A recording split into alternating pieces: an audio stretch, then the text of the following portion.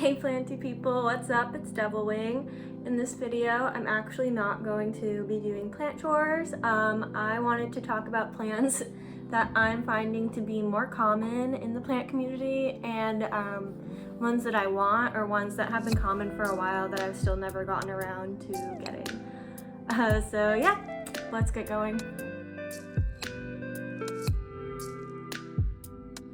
So the first plant that I've been wanting for a while is the Philodendron Pink Princess.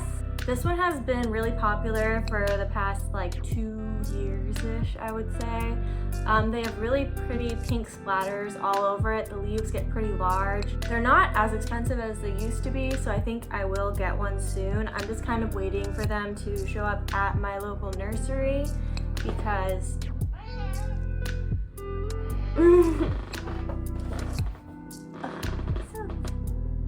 I'm waiting for the Pink Princess to show up at my local nursery so that I don't have to order it online because I have not seen them around where I live locally. But yeah, I think they're super fun. They are very popular today, I would say. Yeah. The next plant that is on my wish list is the Anthurium Vitorifolium. I've been seeing it becoming more popular probably over the last year or so. Before that, it was pretty rare, I feel like, to see. I've never seen one of those in the stores either. It seems like something I'd have to buy on Etsy or some other shop. I think they're really pretty. They have really long, skinny leaves that are really interesting and unique to this type of plant. They seem really nice to hang from like really high up on the walls or from a hanging basket maybe even. I think I only have one other Anthurium and it doesn't look anything like this type of Anthurium, you know, the common ones with the little red flowers. But yeah, once I find this one, it's still not extremely cheap. I would say it's a little overpriced still for what it is. It'll probably end up getting super common by the end of the year with how these plant things have been going. I think that would be amazing to have as like a statement piece. The next plant that I have been wanting for like over a year now, I would say, but it is the Staghorn Fern.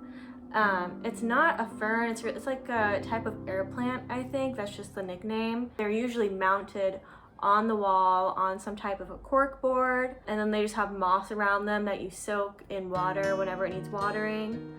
So they're really usually just a wall piece, but they're very pretty. They have two different types of leaves. One is like a shielding, like sheath leaf that covers the entire body of the corkboard over time, and then there's the normal leaves that are long and kind of look like horns. So I think that would be really fun. They've been popular, at least in the United States, for maybe like a couple years. Not insanely popular, but I would say longer than the other ones that I have mentioned. So I think those would be easier to find. I don't know for sure the price of those.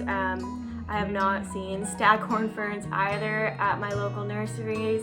That's a huge limitation for me. I get nervous when I order plants online. You just never know what's gonna happen, if there's gonna be a storm, if there's just gonna be a delay with how mailing has been recently too.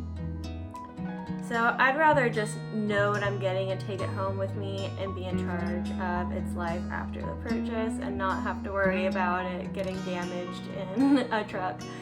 So we'll see. I might give in and order some of these, but I'm just hoping that they show up here soon. My fourth plant that I have been wanting for so long, it was one of the first plants that I have wanted, I think, but I didn't get it at first because I didn't know how my cat Salt would act around houseplants, and I knew this plant was extremely toxic.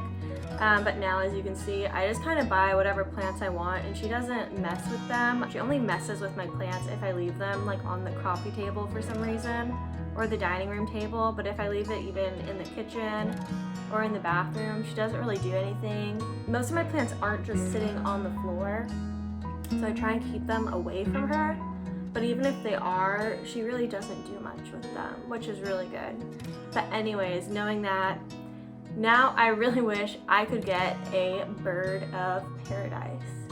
I am pretty sure I've seen these in stores, but they're always really expensive still. And these have been popular for so long. I would just hope that they got cheaper, but I understand it. They're really large plants. They have large leaves. I mean, kind of similar to this, but usually I think a lighter green. This is my Philodendron green Congo. Their leaves also stick up straighter. They have really cool flowers that come out the top of it that look like a bird, which is why it's called that name. I think it would be a super cool focal point in my living room or a bedroom or something like that. Right now I don't really have the space, however, for a plant that size.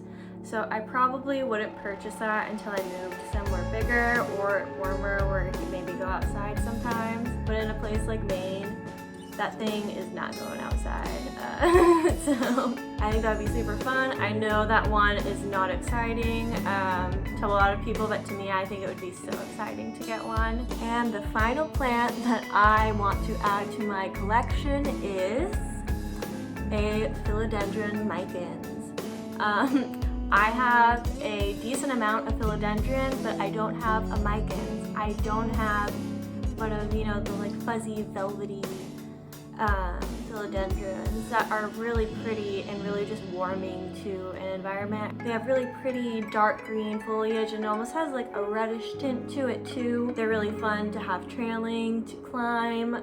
These, I think, have been getting more popular since probably a year or two. I think a lot of the plants I mentioned have been getting way more popular and common over the past 2 years or so. I think this one would be easier to buy. I actually have recently seen this one at one of my local nurseries. I just didn't purchase it yet. I forget what I purchased instead. I think it was my Hoya Curtsy Eye that I got instead, which was hard to pick from, but it's really hard for me to find new Hoyas too, is the thing, that aren't super expensive. So I ended up getting that instead. But I would definitely love to have a Micans. I love trailing plants. You can just kind of stick them on any cabinet, wherever. They're not in the way. My cat can't get to it if she for some reason wanted to. They're super easy to propagate. They're just all around good plants to have, I think. I think if anyone wants a trailing plant, a philodendron or a pothos would probably be your best bet. I would love to get any of these plants, but I am limited on space at this point, so if I ever get new plants, which I try to limit at this point, I try to get smaller ones, because there was a point where I was buying very large plants, not all the time, but you know, I bought like 3 or 4 and I put them in my already overpopulated place that is very small. So I really run out of anywhere else to put plants where they can get light. If I bought more grow lights, I could maybe get more bigger plants, but then I think it would be overwhelming. I would love to have a place where I could spread my plants out more and just kind of notice them more and appreciate them more, because right now they're all mostly clumped in my dining room because that room gets the best light. But I can't look at them like I would like to. I can still care for them really easily because they're all in one space, but it would be really nice to just put them where they would look the best. Anyways, those are my common wish list plants that I would love to get soon. I think the next time I do a video like this, I'm gonna do my rarest wish list plants, which those are so expensive, I don't see myself ever buying those. These ones I can at least see myself buying in the next couple of years. Anyways, thanks you guys so much for watching. If you like this video and you want to see more, please make sure to subscribe and like this video. Leave me a comment down below if you have any of these wishlist plants that I mentioned. If you do, I'm jealous. And if you want to see any more content, you can also check out my Instagram at Begonia. And then I'm also trying to start a Patreon soon, if you guys would want to check that out.